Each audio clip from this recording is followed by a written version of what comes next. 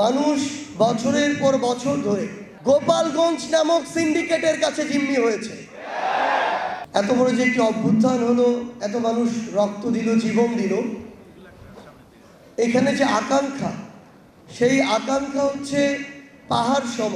2024 সালের ছাত্র জনতার এই অভ্যুত্থান পরবর্তী সময়ে এই বিপ্লবের যারা আমাদের সহযোদ্ধা, যারা এই বিপ্লবকে ধারণ করেন, যারা বিগত বছরগুলোতে যুগের পর যুগ ধরে সময়ের পরিক্রমায় ফ্যাসিস্ট বিরোধী আন্দোলনে কথা এবং কাজে যুক্ত ছিলেন, আজকে সেই সহযোদ্ধাদের সামনে দাঁড়িয়ে কিছু বাস্তবতা তুলে ধরতে চাই।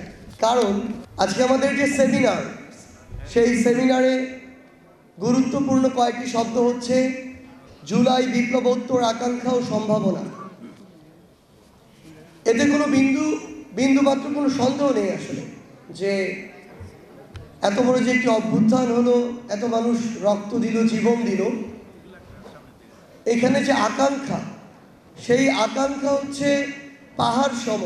মানুষ বছরের পর বছর ধরে ফ্যাসিস্ট খুনি হাসিনা, তার রেজিম, তার দোসর, তার বিভিন্ন দল, এগুলোর মাধ্যমে নানাভাবে অত্যাচারিত হয়েছে, নিপীড়িত হয়েছে, জেল খেটেছে, হয়রানি হয়েছে, মিথ্যা মামলা খেয়েছে, গুম হয়েছে, খুন হয়েছে।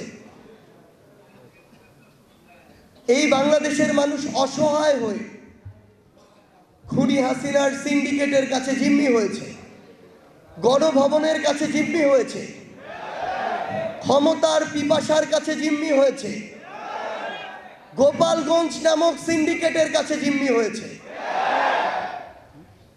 এত কিছুর পরে যখন মানুষের দেয়ালে পিঠ ঠেকে গিয়েছে, তখন মানুষ মুক্তির আশায় জীবন দিতে পর্যন্ত কার্পণ্য করে।